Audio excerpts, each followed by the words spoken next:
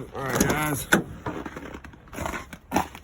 so it's been a little while since I put a video up. I don't know why I'm doing this now.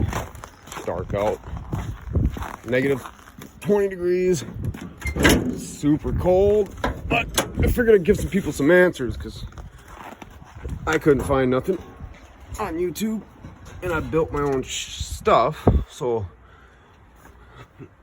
if you got an aftermarket intake such as this, it's not stock, it's a big pipe running into a turbo, stage 3.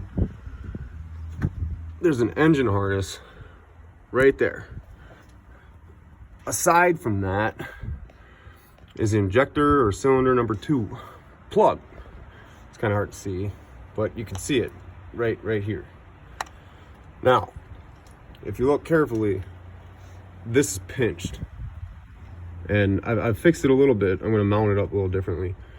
But if you have a no start, if you have a hard start, if you have a rough idle, rough running, a cylinder misfire when you're going 5th gear, 40 to 50 miles an hour with light acceleration, and the truck hiccups, and all your vitals are good, that's going to be your culprit. This guy right here laying on top of that cylinder. The best thing to do is, if you got a scan gauge too, or any gauge that can give you the VREF, V-R-E-F, or CVI, that's your PCM voltage, and it should sit at 5. If it doesn't sit at 5, it drops down to 4 or below 4, or I mean 4.99, that's not a big deal. But if it starts fluctuating, that's an electrical issue. You could turn it around to the windshield and start pulling on stuff to see if it fluctuates. But I could almost guarantee you it's either the right side, and if you have a misfire on the opposite side, there's another part that runs that way. That's about the best I can do right now in negative 20. Wintertime, summertime, I'll get a lot more videos going. I mean, especially about this stupid crankcase vent. I mean, yeah, look, it's going up into my intake, and oil's shooting to the turbo, so I'll eventually catch can that, because I don't do the reroute out the back. I mean, you need suction through the crankcase. It's just all part of the system. But yeah, if you got one of these bad boys, I mean, my next step's gonna be mounting it so it sits up a little higher.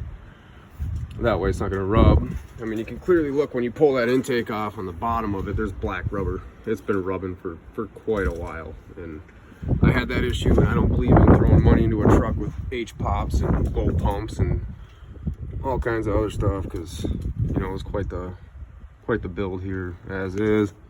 Anyways, that's what I got for now, and this is a 2004 and a half F350 6.0 power stroke.